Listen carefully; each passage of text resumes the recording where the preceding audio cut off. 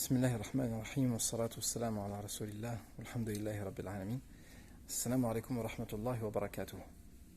Mes frères et sœurs, je vous demande de partager cette vidéo, Inch'Allah ta'ala, au maximum, car le point que je vais traiter aujourd'hui est extrêmement important. Alhamdulillah. Il y a plusieurs catégories de gens. Il y a les gens qui ont une foi faible et qui recherchent la proximité d'Allah Azza wa Jal, qui, par tous les moyens, ils cherchent à s'améliorer petit à petit, mais ils n'ont pas assez purifié leur nefs, ils ne sont pas encore assez éduqués pour résister à la tentation. Ils n'ont pas fait l'effort de la bonne manière sur leur foi pour résister au péché. Parmi les gens, il y a ceux aussi qui ont de la science et qui ont une foi faible. Et souvent ces gens-là, ils vont se faire fatwa toujours avec leur passion. Ils vont avoir du mal à être même véridiques envers eux-mêmes lorsqu'ils vont se permettre certaines choses, en prenant toujours les avis les plus isolés parmi les avis des savants, qui peuvent leur permettre de faire ce qu'ils ont besoin de faire, ou ce qu'ils ont envie de faire.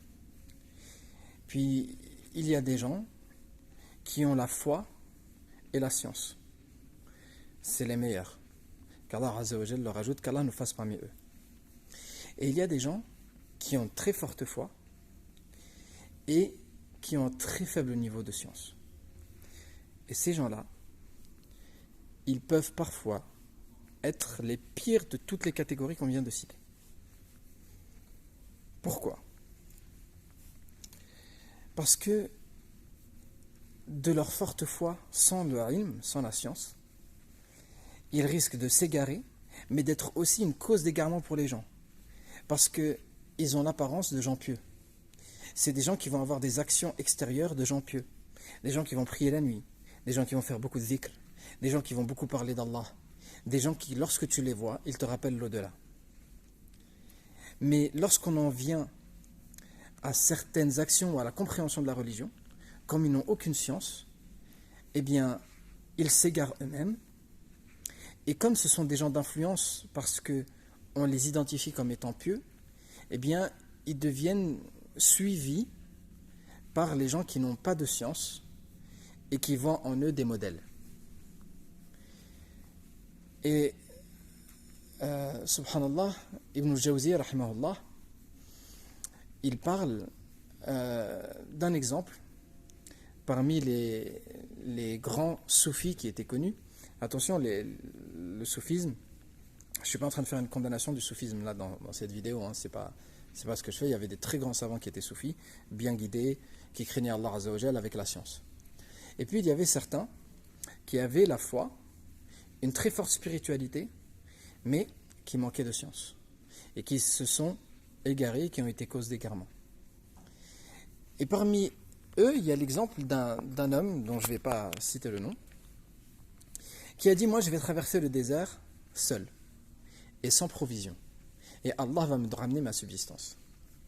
Alors, il part dans le désert, et lorsqu'il est sur le point de mourir, il est vraiment aux limites de sa force, Allah subhanahu wa ta'ala lui ramène de l'eau, par un moyen, le moyen n'est pas important.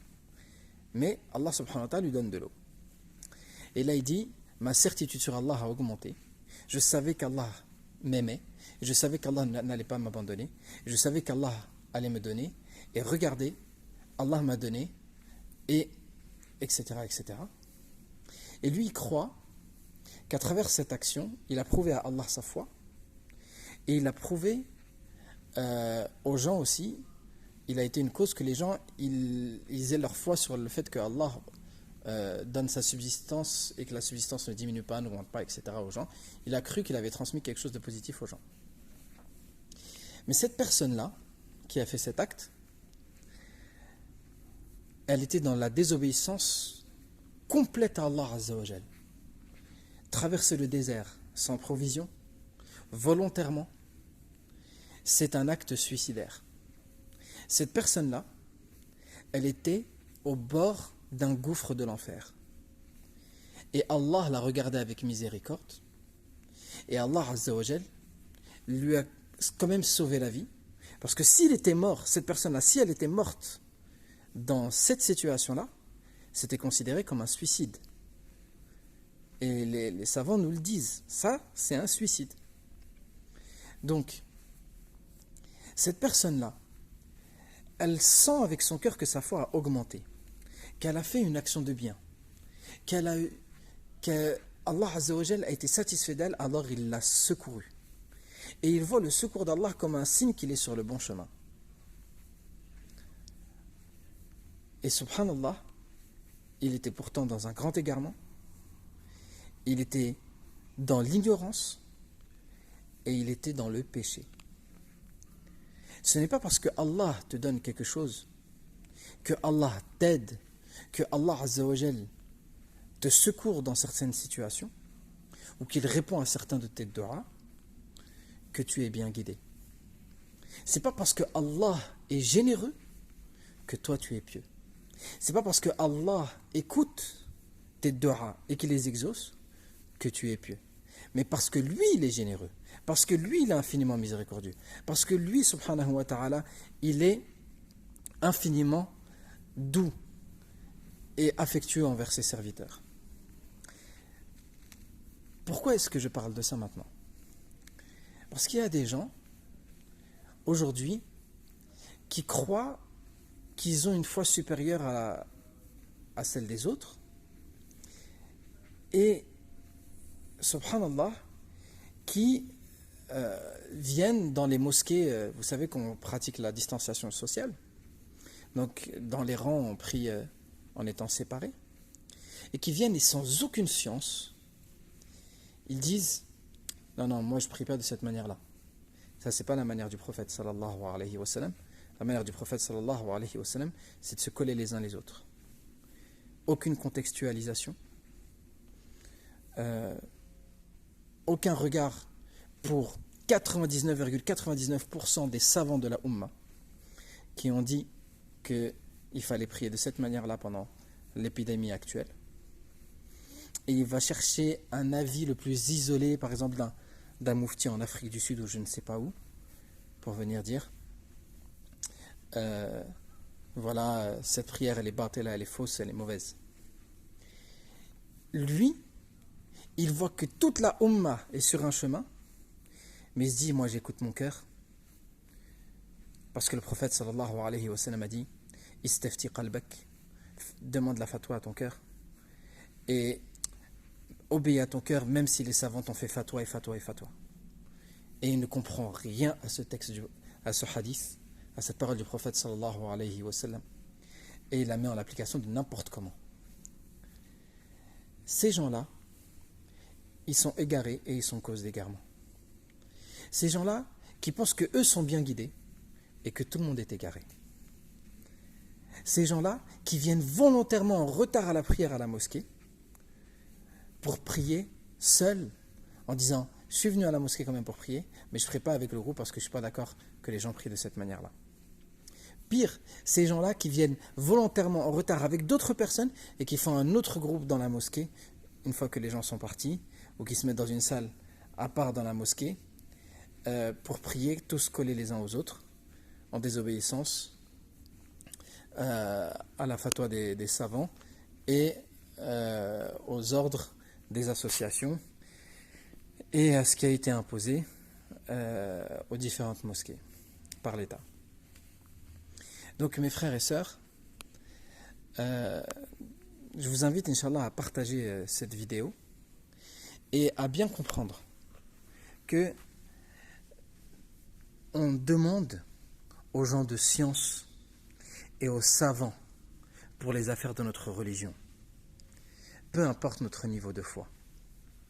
Ne crois pas, toi qui ressens des sensations fortes, toi qui as la force de te lever pour prier la nuit et pour faire du dhikr, que tu comprends mieux ta religion que telle personne qui, depuis qu'elle a ouvert les yeux, elle est dans les cercles du Coran, dans les cercles de hadith, qui a passé 50 ans de sa vie à étudier auprès des grands savants qui a passé sa vie dans les livres, qui a lu en un an plus de livres que toi tu n'en as lu dans toute ta vie, et qui comprend bien mieux la religion que toi. Ne crois pas que toi, qui as une foi que tu ressens dans ta poitrine, eh bien, tu es mieux guidé que ces gens-là. Nous n'avons pas la manière de pratiquer notre religion n'est pas celle des chrétiens.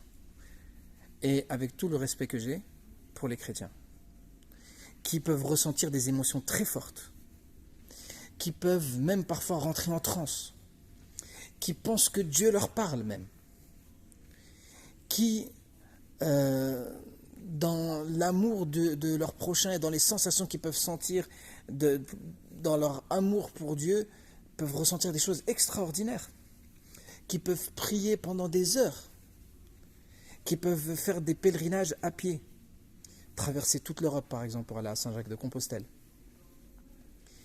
et qui supportent la faim, qui supportent la soif, et qui marchent dans ce qu'ils pensent être le chemin de Dieu. Mais qui en réalité, ils font tout cela sans se baser sur quelque chose de solide, sans des sources et des références indiscutables. Ils font cela sans science. C'est ce chemin-là dont on cherche refuge auprès d'Allah contre ce chemin. C'est contre ce chemin qu'on cherche refuge auprès d'Allah, pardon. Je me suis mal exprimé. Allah Azza wa Jalla nous dit de dire dans Surat Al-Fatiha Ihdina as-sirata al-mustaqim as-sirata alladhina an'amta alayhim ghayri al-maghdubi alayhim walad-dallin. Guide-nous sur le droit chemin, le chemin de ceux que tu as comblés de tes faveurs, pas celui de ceux qui ont couru ta colère, ni des égarés. Les égarés, ce sont ceux qui ont la foi et qui veulent satisfaire Allah, mais qui n'ont pas la science et qui ne suivent pas la science, qui vivent leur religion avec leur passion et qui ne vivent pas leur religion avec le savoir. Qu'Allah Azza wa Jal nous permette d'être guidés et source de guider, et qui nous préserve d'être trompés par nos propres nefs, par nos propres personnes, à croire que nous ne serions guidés contrairement à toute la communauté.